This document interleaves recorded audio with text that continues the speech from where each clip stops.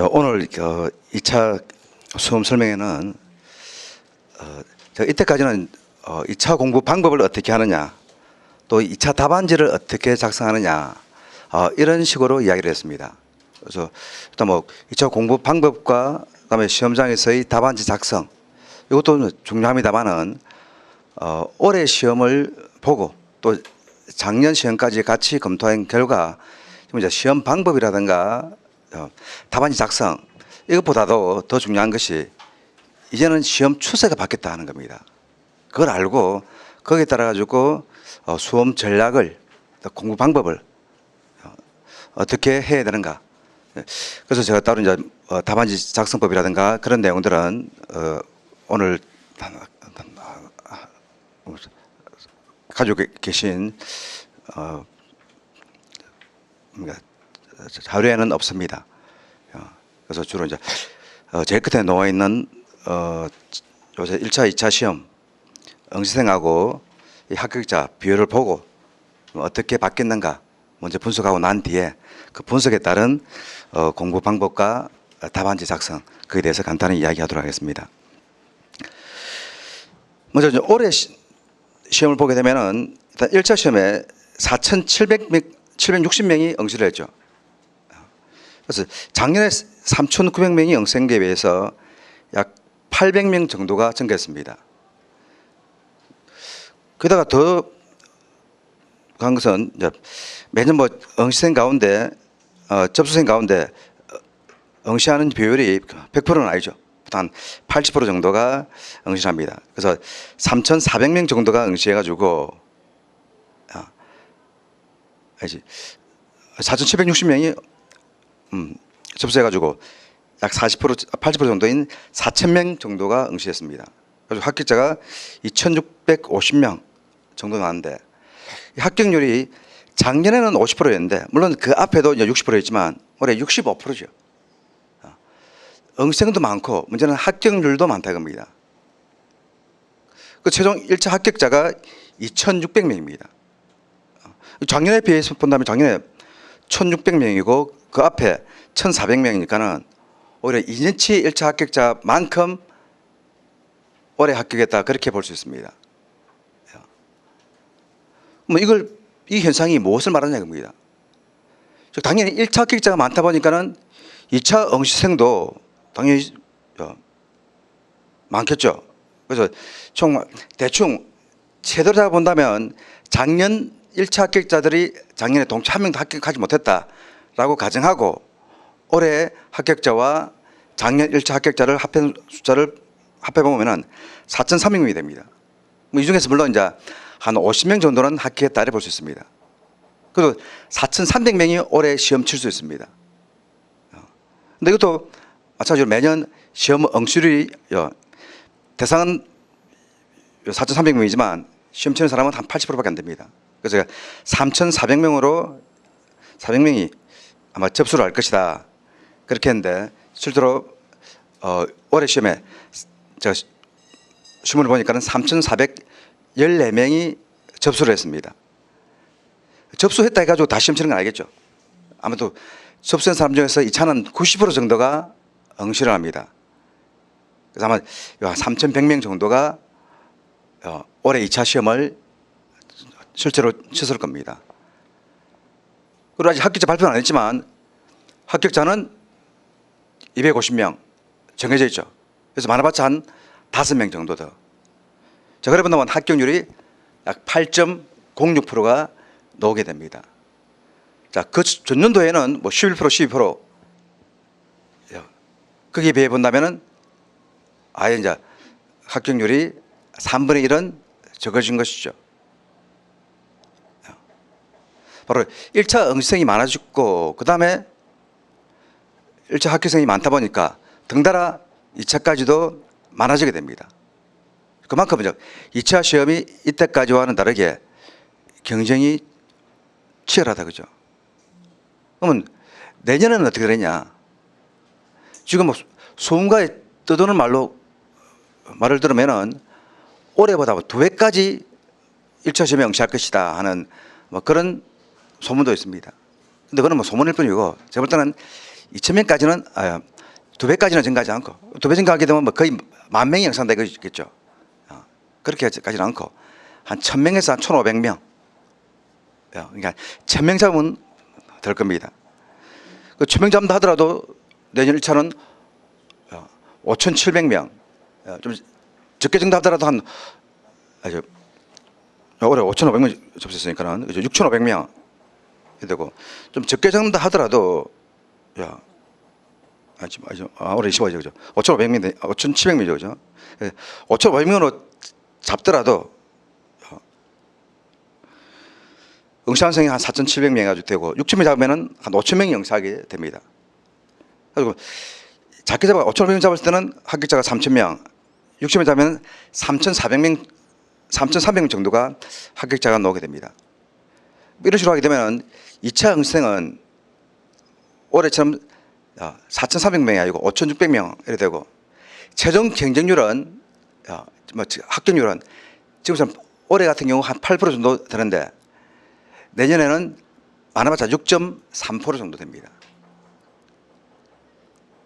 엄청 경쟁이 치열하다 하는 말이죠. 물론 이제 이 시험은 한 번만 치는 것이 아니고 두 번 치니까는 사실 뭐 최종적인 합격률은 매년 합격자와 1차 합격자와 최종 합격자 비교를 해봐야 되니까 올해 같은 경우는 2,600명이 합격했으니까는 이 사람들이 올해든 내년이든 250명 안에 들어가겠죠. 그러면 10대 1이 될 것이고 내년에 3,500명이면은 내년이든 내후년이든 합격할 가능성이 있다. 그렇게 본다면 또 한 8대 1 정도는 됩니다. 하여튼 뭐 어쨌든 간에 10명 중에 1명 정도가 많으면 합격한다 하는 말이고 그 수가 올해보다는 내년에는 더 적어진다 하는 겁니다. 그래서 일단 양쪽으로 이때까지와는 차원이 달라졌습니다. 그 다음에 이 양은 사실 아무것도 아닙니다. 어차피 1차 합격생 3,000명이라 하더라도 그 중에 2차 공부를 제대로 한 사람들은 반도 안 됩니다. 그래서 저는 항상 경쟁은 5대 1이다 그렇게 봅니다. 1,250명 중에서 250명이 합격한다 그렇게 보면 됩니다. 즉 나머지 반 이상은 공부를 하지 않고 한 1,200명 정도가 열심히 공부하고 그 중에 제대로 공부한 사람 250명이 합격한다 그렇게 봅니다. 그런데 문제는 이제 그래서 그래 본다면 수적으로는 문제가 안 되는데 작년보다 800명이 늘었는데 합격자는 어찌 됩니까? 1,600명에서 2,600명. 오히려 응시생 증가율보다는 합격자가 더 많죠. 그러면 합격률이 올라간 것도 원인이 나왔는데 원인이보다는 합격률은 결과죠. 왜 이렇게 합격률이 올라갔냐 하는 겁니다. 합격률이 올라가는 것은 간단하겠죠. 시험 문제가 쉬워졌던가 수험생들의 실력이 좋아졌던가 어느 쪽이겠습니까? 제가 분석한 바에 따르면 올해 시험 치고 난 뒤에 1차 시험 친 학생들이 작년보다 약간 문제가 까다롭습니다 하는 그런 이야기도 했습니다. 그래서 제가 문제를 분석해 본 결과 작년 문제나 올해 문제나 재학년 문제나 거의 차이가 없습니다. 그렇지만 한 문제 정도 덜 맞추고 더 맞추고 될 정도지 차이는 없었다 이겁니다. 그래서 수험생들이 이제 자기 공부 취향에 따라 가지고 어렵게 느낄 수도 있고 쉽게 느낄 수도 있고 그렇게 됩니다. 수험생들이 매년 시험을 친다 하더라도 본인이 느끼는 것은 체감률이 다르죠. 아마 첫 해보다는 둘째 해가 공부가 더 많이 됐기 때문에 좀 더 시험을 잘 칠 수 있습니다.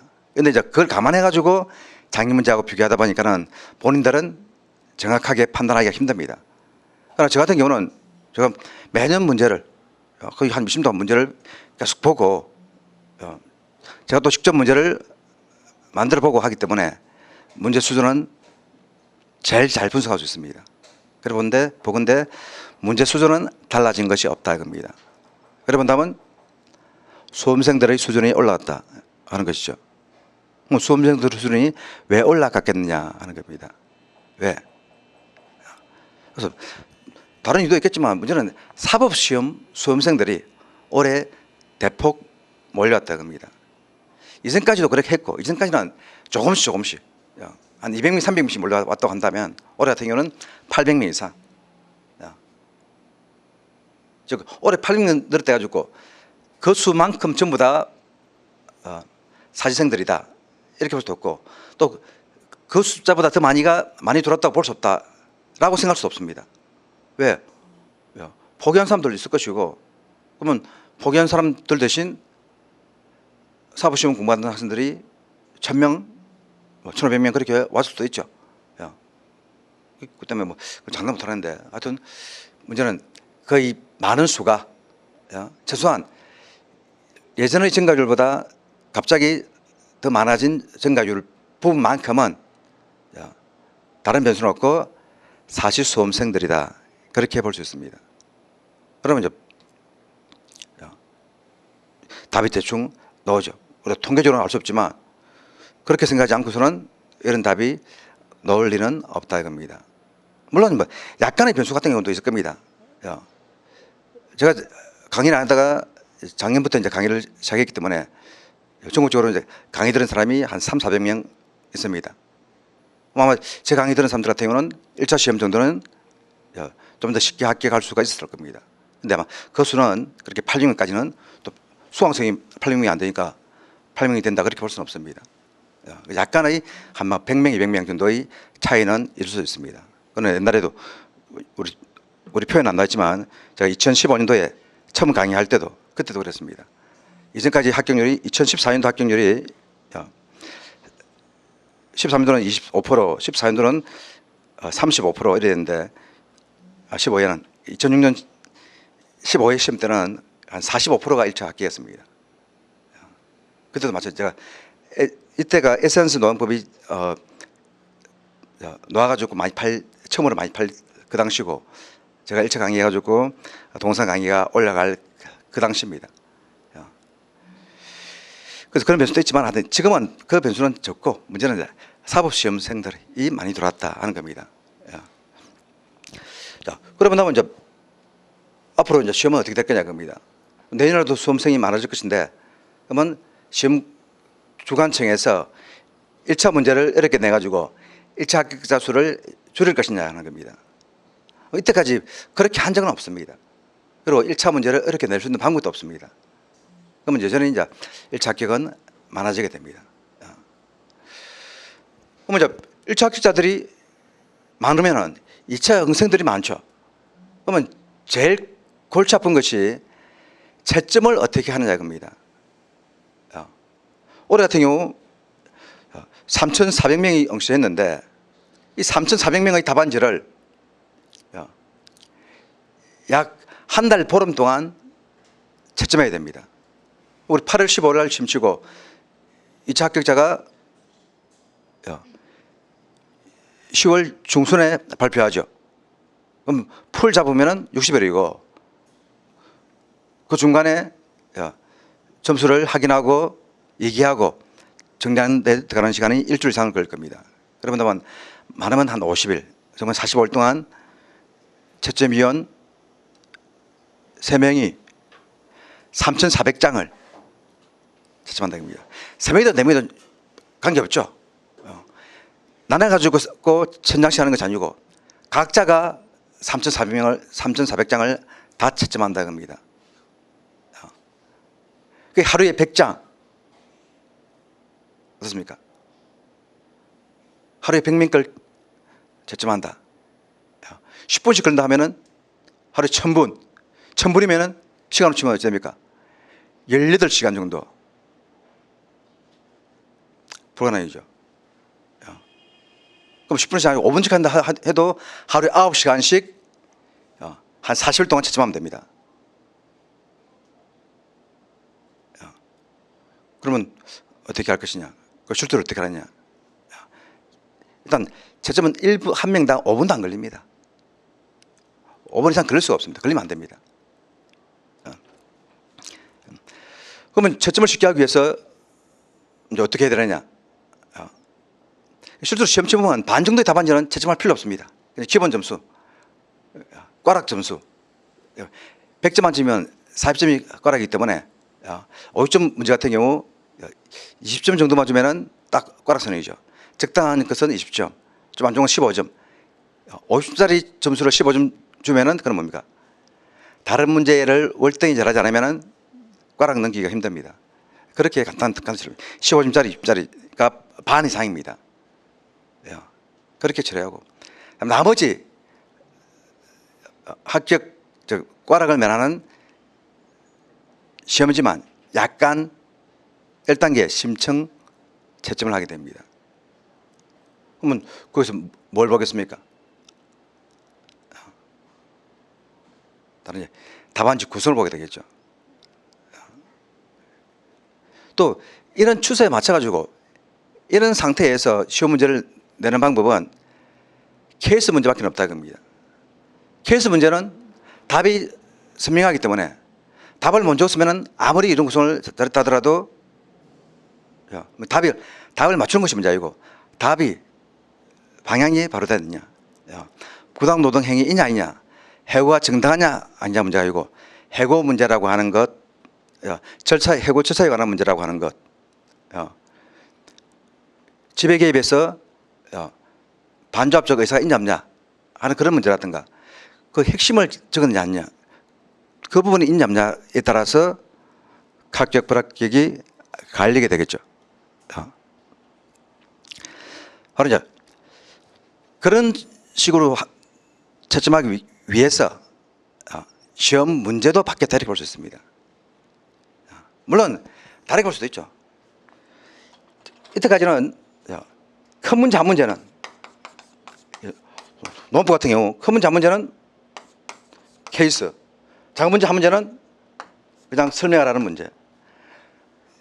다른 법과목 민사소송법이라든가 행정쟁송법도 큰 문제 한 문제는 케이스, 작은 문제 두 문제는 설명하라 이런 식으로 문제를 놨는데 작년 재작년은 논법 같은 경우 이래서 둘 다 케이스, 예수는 큰 문제는 케이스, 작은 문제는 직장 폐쇄에 관한 문제인데 케이스 문제는 아니지만 사실상 케이스와 비슷한 문제.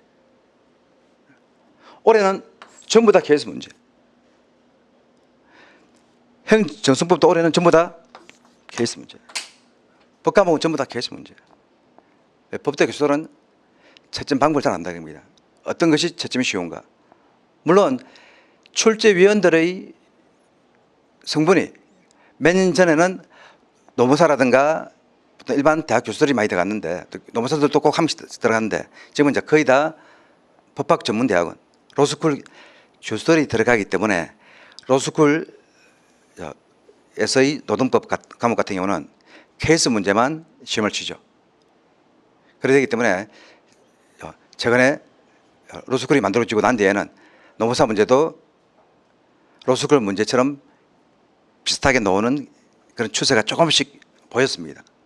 근데 지금 이제 확인하게 똑같은 케이스는 아니지만 똑같은 이제 약간 출제 방향은 좀 차이가 있지만은 일단 기본적으로 케이스 문제가 나오는 것은 똑같습니다.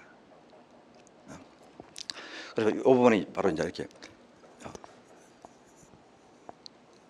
출제위원들의 성분도 한 원인이겠지만 오히려 그보다는 또 출제 성분이 누구든 간에 케이스 문제를 안 낼 수가 없었다 겁니다. 그러면 앞으로는 이런 케이스 문제가 나온다 겁니다. 그러면 이제 이 케이스 문제가 나온다 이렇게 하게 되면 이제부터는 앞으로 이제 공부 방법은 어떻게 케이스 중심으로 바꿔 나가야 되겠죠. 그런데 웃기게도 케이스 문제가 나오게 되면 공부 양이 많아지겠습니까? 적어지겠습니까?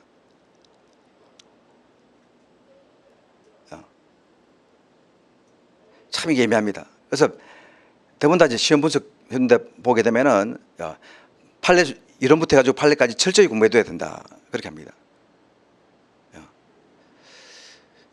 맞는 말 수도 있고 틀린 말 수도 있습니다. 일단 시험에 넣을 수 있는 그런 범위는 오히려 옛날보다 좁아졌습니다. 옛날은 설명하라고 하는 문제니까 모든 노원법 학설 다툼이 있는 이론적인 부분들은 다 출제됐지만 이제는 어떻게 케이스 문제니까는 케이스처럼 사례 문제로 낼 수 있는 그런 부분. 그리고 사례 문제는 노무사 문제도 그렇고 사법시험 로스쿨 문제도 그렇고 판례가 있는 사건을 중심으로 출제했지 이때까지 판례가 없는 사건을 출제한 적이 없습니다. 왜냐하면 이런 이제 출제위원들이 로스쿨 교수들이고 로스쿨에서 배우는 내용들은 판례의 태도를 공부하고 있고 또 판례가 아닌 다른 문제를 내고 싶지만은 노무사 문제 낼 수 있지만 판례가 아닌 문제를 냈을 경우에 결론을 어느 쪽을 맞다고 하느냐 이겁니다. 또 애매하죠. 그렇기 때문에 아예 그런 분쟁의 여지를 없애기 위해서 사례 문제를 내고 또 경우에 따라서는 더 정확하게 하기 위해서 판례의 태도를 논하시오. 그런 내용까지 넣는다 이겁니다. 그래서 판례의 태도를 논하게 되면 판례의 태도를 논하면 되겠지만 판례의 태도를 논하는 말이 없다고 하더라도 다만제에서는 일단 판례 내용 중심으로 적는 것이 바람직하고 판례와 반대 경향을 취할 경우에도 판례의 태도는 기본적으로 적어둬야 됩니다. 그러고 나면 우리 범위는 좁으시죠. 판례 부분 빼고 나면은 놓을 주제가 별로 없습니다. 그럼 이 부분만 철저히 공부하면 됩니다. 물론 이제 이 부분만 암기한다고 되는 게 아닙니다. 그래서 올해 2차 시험 치고 난 뒤에 서울 쪽 학원 강사들이 시험에 대해서 강평한 거 이제 그러니까 수험생 신문 같은 경우 거기에 이제 실린 강평을 제가 봤다마는 아주 웃깁니다. 올해 보니까는 모의고사 마저 치면서 부당 노동 행위 문제는 작년에 나오지 않았다고 안 했는데 부당 노동 행위에 관한 사례 문제가 나와가지고 수험생들이 당황했다. 그래서 이때까지 나왔던 문제가 나오지 않고 있던 그런 틀에 끼어졌다. 세상에 어느 바보가 이때까지 나왔던 문제가 안 나온다고 이야기를 했는지. 아닙니다. 나왔던 문제 작년 2004년도에 2003년도에 나왔던 문제가 2005년도에 나왔고 계속 나왔습니다. 제가 2차 심화 강의하면서 그렇습니다. 2013년도에 나왔던 문제가 2015년도에 똑같이 두 개나 나왔다는 겁니다. 똑같이 비슷한 문제가 두 개 나왔다는 겁니다. 그래서 올해 2014년도 문제도 나올 수 있다. 그래서 2014년도 문제를 봐라 이게 아니고 나왔던 문제 또 논다 이겁니다. 왜냐하면 안 놓은 문제를 출제하다 보면은 한 5년 내고 보면 낼 게 없습니다. 제가 그랬죠. 범위가 팍 줄었다 이겁니다. 그리고 노동법 1문제에서는 취업규칙을 빼고 나면 낼 게 없습니다. 모든 문제가 취업규칙과 관계되든가 아니면 징계 해고 관계되든가 별도로 독립한다면은 법에 없는 것 영업양도라든가 전직 전보 이런 거. 근데 그래도 전직 전보도 법에는 없지만 뭡니까? 취업규칙과 관계되죠. 그러니까 취업규칙을 기반으로 해서 출제되기 때문에 취업규칙에 관한 문제가 작년에 나왔기 때문에 안 나온다. 또 나오고 또 3년 연속 나오기도 합니다. 로스쿨에서는 1회, 2회, 3회 계속 나옵니다. 그러니까는 학원에서 이제 자기 찍기 위해서 올해는 모의고사는 찍기 위해서 시험 치는 게 아닙니다. 알겠습니까? 공부가 어느 정도 돼 있느냐 하는 것이고 그리고 모의고사에서 안 나와서 틀렸다 한다면 이게 잘못된 겁니다. 모의고사 쳐가지고 한번 시험 치보고 강사가 모범 답안 만들어주고 그럼 이걸 달달 암기했는데 시험 문제 나왔다. 그러면 제대로 적으면 합격이다. 제대로 출제돼서 나왔다. 거의 10중 8구 불합격입니다. 이때까지 많이 그랬습니다. 강사가 찍어준 문제 나왔다. 그대로 찍었다 불합격. 왜? 강사가 나눠준 모범 답안이 엉터리니까. 근데 계속 이거 찍으려 합니다. 다행히 한 번도 찍은 문제가 안 나오니까는 이런 문제는 발생 안 하겠지. 예. 그러니까 이걸 모의고사 문제가 나왔다 안 나왔다. 모의고사 문제에서 부당노동행위 문제는 작년에 나왔으니까 올해는 안 나올 것이다. 부당노동행위는 네 가지가 있죠. 작년에 불이익 취급 나왔으면 올해는 불이익 취급은 나올 가능성이 좀 떨어지겠지만 그것도 있고, 또 불이익 취급과 지배 개입은 전혀 또 다른 거죠. 그리고 올해 지배 개입에 관한 경비 문제에 관한 판례가 계속적으로 나왔죠, 초에. 그럼 그 문제를 안 하고 넘어가? 세상에. 근데 바로 이런 공방법을 해서는 안 됩니다. 그래서 그렇게 해가지고 이제는 이런 문제까지 대비하기 위해서 폭넓게 막 다른 게 문제다. 그것도 아닙니다. 노는 부분은 정해져 있고, 문제는 이걸 제대로 알기 위해서 요 부분만 집중적으로 공부해가지고 시험 치가지고 달달 암기하면 답안 적는다? 아닙니다.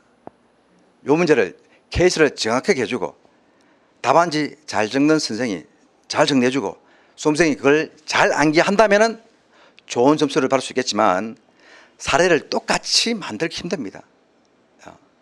판례 문제가 논다지만 판례 문제를 그대로 노는 것이 아니고 판례 두 가지를 합치가지고 내죠. 그러면 취업규칙과 다른 부분, 연차휴가라든가 징계, 해고, 이런 모든 걸 결합시켜가지고 놓을 수 있는 범위가 한 10가지인데 이걸 두 가지 다 합쳐가지고 그러면 제가 10 곱하기 9가 9되나 맞나? 총 문제가 제됩니까? 90까지가 아니면 어떤 말인지 모르겠는데 경우수를 모두 다 해가지고 다 해야 되죠. 그런 문제를 어떻게 다 공부하냐 이겁니다. 그러니까 뭡니까? 기본적으로 다 알고 이걸 어떻게 적용, 응용시키느냐 이런 방법을 공부해야 한다는 겁니다. 그래서 전체적인 내용을 다 알 필요 없고 논법이 무엇인가 나머지 부분들은 시험에 나오지 않을 거니까 저걸 달달 정리해서 암기할 필요, 이해할 필요는 없지만 이걸 통해 가지고 뭡니까? 노동법이란 무엇인가 어떻게 적용, 해석하는가를 공부해야 되고, 그래서 제가 1차 강의하면서도 막 설명하는 이유가 1차 때 안 나오지만은 뭡니까? 이걸 통해서 이해를 해야 됩니다. 그리고 사례를 들어가지고 이야기하는 이유가 제가 몇 년 전에도 그랬습니다. 행정정수법이라든가 민사소송법도 인사노무까지도 노동법과 관련되는 그런 내용들이 나오더라 입니다. 올해 문제는 인사노무에서는 안 나왔지만 행정정수법, 민사소송법에서 바로 노동조합의 결경조건 때문에 반려처분했다 하는 가지고 취소소송의 대상은 이런 식으로 논다 겁니다. 그러니까 전부 다 연결되죠.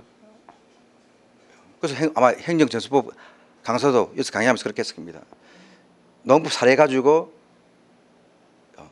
연습을 했을 겁니다.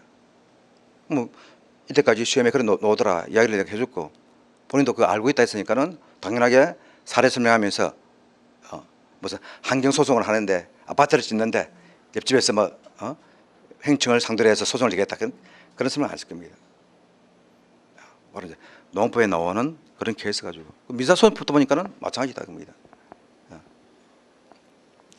그래서 이제 그렇게 관련돼 가지고 노동법에서 공부해 나가야 됩니다.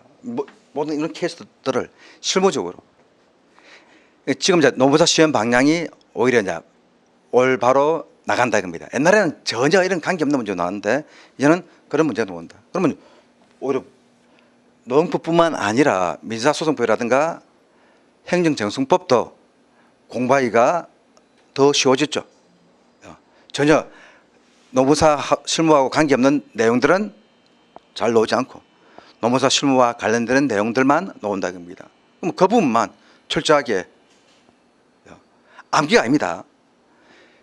사례를 실무적으로 생각해 보면 된다 겁니다. 이런 일을 하다가 노동조합 설립 신고를 접수했는데 노무법에서 배우는 건 뭡니까? 그냥 행정관청이 반려처분할 수 있다. 그리고 끝이죠. 그다음에 반려처분에 대해서 불복하는 경우에는 행정소송을 제기할 수 있다 겁니다. 노무법에 안 나오는 내용이지만 행정소송법에서 배우는 내용이죠. 그럼 이때 취소 대상은 무엇이고 누구를 상대로 소송을 제기하고 이런 부분들을 수모적으로 공부하다 보면은 노원법도 이해되고 행정정수법도 이해된다 겁니다.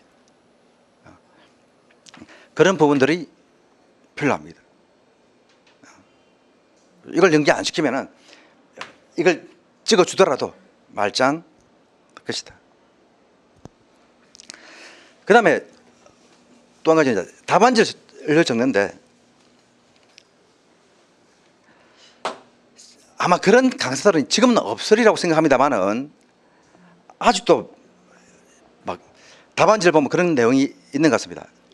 제가 뭐 채점하는 건 아니기 때문에 내가 답안지를 보고 하는 이야기는 아니고 채점위원들이 채점하고 난 뒤에 2차 채점평을 요새는 계속 올립니다. 작년도 채점평, 올해까지는 아직 안 나왔죠. 와 있는 내용인데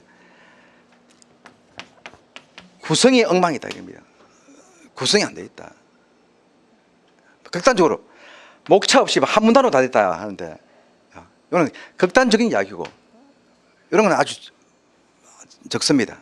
이는 아마 1차 치고 바로 동차 2차 시험 치다 보니까는 비법대생이면 이렇게 적을 수 있습니다.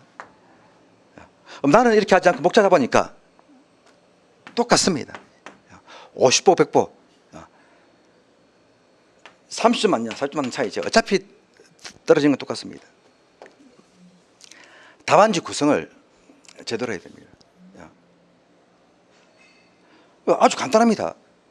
근데 이걸 힘들게 생각한다든가 그냥 목차만 잡으면 되지 무슨 목차의 제목이라든가 이것이 무엇이 중요합니까? 이 두 가지 부류로 갈립니다. 그래서 옛날에 어떤 수험생 한 명이 와가지고 그렇게 합시다. 같이 공부했는데 자기 동기는 한 명은 합격하고 한 명은 불합격했습니다. 그래서 다른 여러 가지 이유보다는 제대로 공부를 했느냐 학원을 제대로 다니냐 하는 그런 문제인데 하여튼 어쨌든 간에 자기 동기가 합격을 해놓으니까는 이제 그때서야 제가 학교에서 강의할 적에 학생 2명이었는데 1차는 이제 학교 수업 들으면서 합격했고 2차 때 한 명은 제가 다니는 학원에 와서 서울까지 와서 공부했고 한 명은 다른 학원에 가서 공부했는데 제가 다니는 학원에 다니던 학생은 동차 합격하고 그 친구는 떨어졌다 겁니다. 그래서 그 다음에 초가 되니까는 그 지금 옛날에 수업 들을 때 그 학생이 좀 한번 만나가지고 질문할 게 있다고 하는데요 하길래 그래 한번 보자 해서 봤습니다. 그 딱 질문하는 내용이 뭐냐면은 답안지를 어떻게 적습니까? 제가 공부는 되는데 서론 적는 부분과 결론 적는 부분을 몰라가지고 당연히 떨어졌다는 겁니다. 그것만 적으면 자기 합격하겠다는 겁니다. 그런 경우 없습니다. 서론 결론을 먼저 가지고 떨어진다. 그래서 내가 본론 내용에 뭘 공부했느냐 싶어가지고 몇 가지 질문을 해봤습니다. 제가 많이 하는 질문 중 한 가지가 시간의 근로가 뭐냐. 연장 근로, 양으로 효율 근로를 말합니다. 누가? 세상에 그 이야기는 그 당시는 거의 없었다고 생각했는데 여전히 그런 사람이 그렇게 가르치는 강사가 있었던 것 같습니다. 시간의 근로는 연장 근로이지 그 세 가지 개념이 아닙니다. 그런데 그런 내용들도 정리 안 된 상태에서 자기는 다 있다 이겁니다. 시간의 근로를 그 세 가지로 알게 되면은 근로기준법 뒤의 근로시간 부분이 앞뒤가 안 맞습니다. 그 말은 뭡니까? 근로시간 제도의 구성을 이해하지 못했다 이 말이죠. 서론 결론 적는 건 간단합니다. 이건 뭐 따로 연습할 필요 없이 하나만 알면 다 적습니다. 의의는 뭐 의의라고 적던가 옛날에 50분짜리는 서론, 작은 문제는 서론 또는 의의 또는 취지. 그럼 의의는 뭐냐? 개념, 법의 취지, 또 비교 대상 이런 건 들어가면 되고 이거는 다 적을 필요 없습니다. 형식만 갖추면은 무조건 점수 다 줍니다. 의의에 5점 몇 점에 한다면 이거는 안에 아무 내용이나 들어가 있으면 관계되는 내용만 있으면 무조건 3점. 아무리 잘 적어도 안 됩니다. 아주 진짜 남들하고 차별나게 진짜 잘 적었다면 4점 줍니다. 한 100명 중에 한 명 5점 몇 점이라고 5점만 절대 안 줍니다. 즉 50점짜리 문제를 50점 만점 하는 사람은 한 명도 없습니다. 40점 맞으면 1등입니다. 35점 맞으면 1% 안에 들어가는 겁니다. 30한 1, 2점만 맞으면 합격권에 우수한 성적으로 학견에 들어가야 됩니다. 그러니까 3점 이렇게 맞으면 됩니다. 또 결론은 25분짜리 같은 경우는 결론 줄 필요 없고 50분짜리 같은 경우는 본론 내용을 다시 정리하면 됩니다. 그런데 뭘 이걸 이 문제 서론은 이 문제 결론은 어떻게 쳤습니까? 그 물어보는 것 자체가 전혀 답안지를 어떻게 찍는지 이래서 아무것도 안 됐다 이겁니다. 지금은 케이스 문제니까 서론 결론은 알겠죠. 마찬가지입니다. 답안지 구성을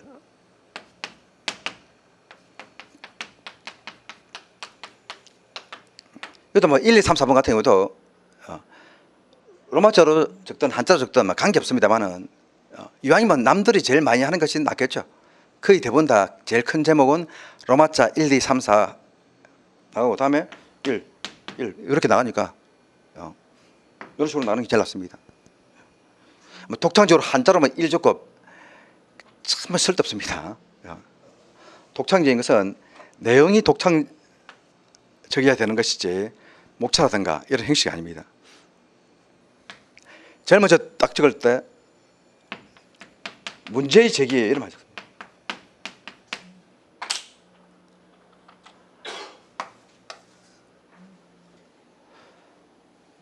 사례 문제에서 문제의 제기하면 안 됩니다. 문제의 제기라면 그것은 뭡니까? 근로시간 제도에 이런 문제가 있다 이거죠. 직장 폐쇄에 대해서 공부하는데 직장 폐쇄에 대해서 논란거리가 뭐냐? 그래서 직장 폐쇄에서는 대표적인 것이 그거죠. 근로자가 정당한 직장 증거를 하고 있는데 사용자가 직장 폐쇄를 했을 경우에 퇴거 요구를 할 수 있느냐 없냐. 여기에 대해서 이제 학제단에 최근에 논란이 있습니다. 다만 이번에 판례가 없다 보니까는 그거에 대해서 나오지는 않게 되겠죠. 뭐 그러면 직장 폐쇄에 대해서는 이런 것이 문제된다. 우리 일반적으로 문제되는 것은 직장 폐쇄는 직장 폐쇄의 정당성은 대항성, 방어성, 상대성이 있어야 된다 하는 겁니다. 그런데 케이스 문제에서는 어떻게 나옵니까? 직장 폐쇄에 대해서 오면서 사용자가 이렇게 해가지고 직장 폐쇄를 했다. 그러면 이 직장 폐쇄가 시기적으로 정당한지에 대해서 논하라 이렇게 나오죠. 그냥 정당한 데에 대해서는 논하라 하더라도 문제를 뭔가 논하라는 것이 뭡니까? 문제의 적이죠. 출제위원들이 문제를 냈는데 왜 또 문제를 제기하냐 이겁니다. 이 사법시험에서 출제위원, 채점위원들이 매번 채점평에다가 넣는 것이 그겁니다. 제발 좀 문제 좀 제기하지 말아야 됩니다. 문제는 출제위원들이 제기를 했고 이걸 왜 문제 제기라고 자꾸만 하냐면은 강사들이 대학원 다닌다 겁니다. 대학원에서 공부한다 겁니다. 나는 법대 대학원 다니는 사람이다. 노동대학원 다니는 사람이다. 대학원 가서 뭘 공부하는지는 모르겠습니다만 됩니다. 그러면 대학원생들이 제일 많이 하는 것이 뭡니까? 논문, 소논문이든 발표문이든 쓰죠. 그러면 교수들이 항상 하는 이야기가 제일 먼저 어떤 주제에 대해서 문제 있는 거, 논란거리가 있는 거, 다툼이 있는 걸 적으라 이겁니다. 뻔한 내용을 정리해가지고 적는 거는 그는 대학생이라든가 고등학생들이 정리하는 거고 대학원생은 연구하는 거니까 아직 다른 사람이 안 쓴 것, 지금 문제되고 있는 것 거기에 대해서 적으라 이거죠. 그러면서 어떤 내용을 적는다 한다면은 저쯤에 그죠? 직장 폐쇄의 직장 폐쇄의 정당성 요건으로서의 상당성 해가지고 여기서 이제 최근에 직장 폐쇄가 정형이 개시되고 난 이후에 행해졌다 하더라도 바로 이제 노동자의 정형이를 과도하게 심의한다든가 그런 문제가 있다. 그래서 이 부분을 어디까지 진단성을 인정할 것이냐 하는 그런 문제가 있다. 그래서 여기서는 상당성 문제로 다루고 있다. 이렇게 하면서 이제 문제를 제기하고 그러면 이제 외국 사례 같은 건 좋겠죠. 논문에서는 반드시 제일 첫 번째 들어가는 것이 문제 제기입니다. 연구의 목적이든가 그건 논문이고 우리는 수험생들이 적는 것은 논문을 적는 게 아니고 뭡니까? 물론 옛날 과거 시험처럼 우리나라 입시 제도의 문제점에 대해서 사법 제도의 문제점에 대해서 노무사 제도의 문제점에 대해서 논하라 한다면 노무사 제도는 뭐 숫자를 250명씩 뽑다 보니까 수험생들이 시험 합격하기 너무 힘들다든가 아니면 250명씩 뽑다 보니까는 너무 많이 합격해가지고 합격하더라도 별 가치가 없다든가 그래서 노무사들의 생계를 보장하기 위해서 아니면 수험생들의 부담을 덜어주기 위해서 시험 제도를 어떻게 바꿀 것이냐 하는 것이 문제된다. 이걸 또는 뭐 합격자를 늘려야지 우리 실업자 문제도 해결되고 좋은 방향으로 될 것이다. 하는 것이 문제적이죠. 그런데 우리가 지금 쓰는 답안지는 뭡니까? 어떤 해결책을 적으라고 하는 것이 아니고 케이스 문제에 대한 판례의 태도를 그대로 적용하라 이거죠. 문제 제기해야 돼. 그래서 그냥 논점을 정리하면 됩니다. 논점을 정리. 문제가 놓았는데 이 문제가 에서 어떤 것이 다툼이 다르냐 이겁니다.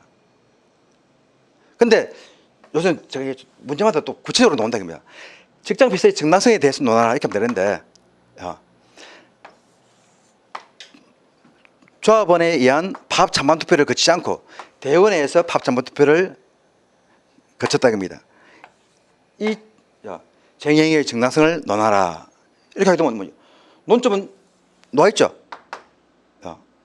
바로 법에 조합원들의 직접 비밀 무기투표에 의한 찬반 투표를 거치도록 되어 있는데 대의원회에서 찬반 투표를 거쳤을 때 정당성이 인정되느냐 하는 것이 논점이죠. 그럼 따로 논점을 정리할 필요 없다 이겁니다. 요새는 친절하게 요번에 나오기 때문에. 근데 완전 단순하게 정당성을 논하라 이렇게 했을 경우는 여기는 해고 같은 경우는 절차를 위반했느냐 체육규칙에 따른 절차 위반이 정당한지 아닌지가 문제된다. 이렇게 하면 됩니다.